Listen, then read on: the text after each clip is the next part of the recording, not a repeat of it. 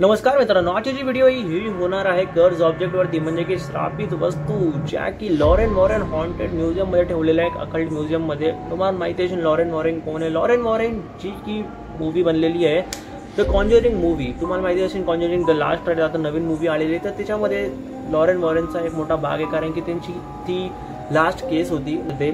So हा जो topic होणार आहे हा होणार आहे कर्ज ऑब्जेक्ट वरती, जे की लॉरेन वॉरेन अकल्ट म्युझियम मध्ये ठेवलेली गेलेली वस्तू त्यांच्यावरती।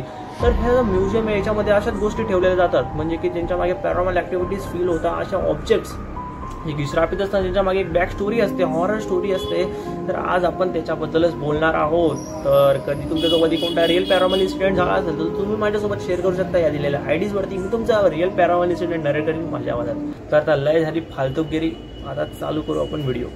तुमचा विश्वास बसेल, एक डॉक्टर जो की ब्लॅक मॅजिक करतोय, असं म्हटलं जातं की एक डॉक्टर होता जो की ब्लॅक मॅजिक प्रॅक्टिस करता वुडू डॉल्स वरती।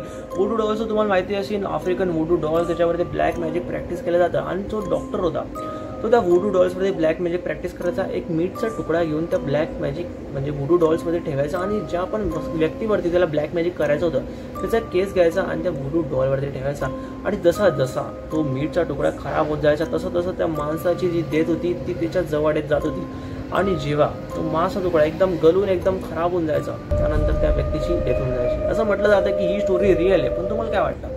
सायन्स त्या गोष्टीला डिनायस करून टाकते, काय असतं नसतं, पण जाऊ द्या, आपण त्याच्यावरती नाही बोलत, आपण याच्यावरती बोलतो की हा डॉक्टर होता, याची जी वुडू डॉल होती ही आहे लॉरेन वॉरेन हॉन्टेड म्युझियम मध्ये, आणि या डॉलला अजून पण सांभाळून ठेवलं गेलेलं असं म्हटलं जातं। तुम्ही विजा बोर्ड बद्दल तर ऐकलं असेल, पण असा एक अजून बोर्ड आहे ज्याला फक्त टच करण्या मात्राने तुमची डेथ होऊ शकते 4 दिवसांच्या मध्ये। असं म्हटलं जातं की 2 विषनी हा बोर्ड बनवलेला होता, माणसांच्या हड्ड्यांपासून आणि स्मशानी राखेपासून। असं म्हटलं जातं की हा जो बोर्ड होता हा खूप जास्त श्रापित होता, आणि याच्यापासून जी दुसरी दुनिया होती त्या दुसऱ्या दुनियामधून जे पण ब्लॅक मॅजिक वगैरे यूज करून सण आत्मा आहे आपल्या दुनियेमध्ये बोलवल्या जायच्या असं करायचा। आणि हा जो बोर्ड आहे अजून पण लॉरेन वॉरेन हॉन्टेड म्युझियम मध्ये ठेवला गेलेला आहे। एका कॅटच्या शरीरामध्ये 100 आत्माया असू शकतात का? तुम्हाला काय वाटतं ही स्टोरी रिअल असेल का? पण एक कॅट होती जी की एक विश कडे होती, आणि त्या विशनी त्या कॅटचा एक पुतळा बनवला होता, आणि त्या पुतळ्यामध्ये 100 पेक्षा पण जास्ती जी सोल्स होत्या, आत्मा होता, ब्लॅक मॅजिक करून सण पुतळा होता त्या पुतळ्यामध्ये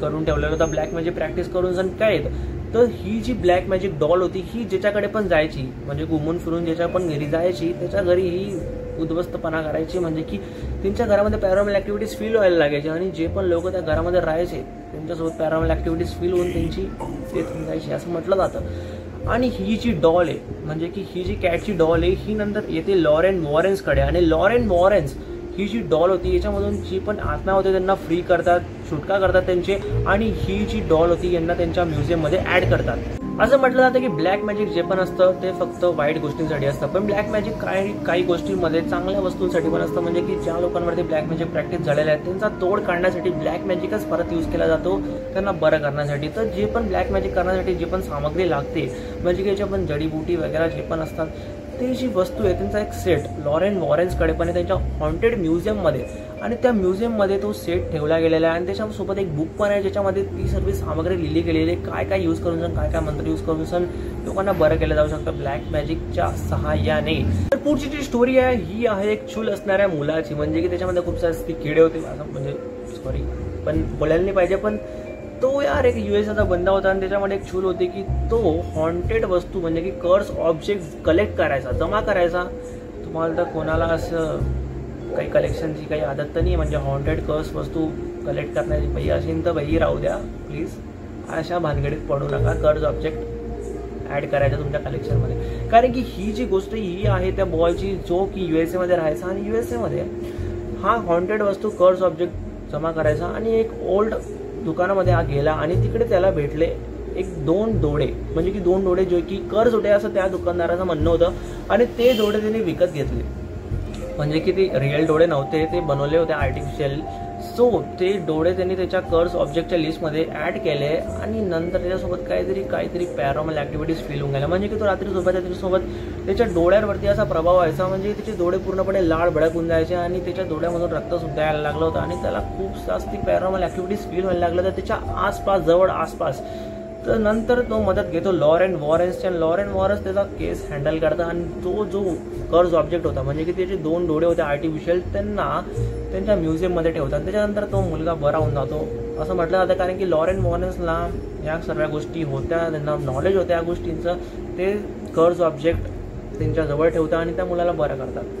तर ह्याच काही गोष्टी होत्या लॉरेन वॉरेन्सच्या हॉन्टेड म्युझियममध्ये आणि खूप साऱ्या गोष्टी लॉरेन वॉरेन्सच्या हॉन्टेड म्युझियममध्ये. आणि मी याच्यावरती सेकंड पार्ट बनवणार आहे.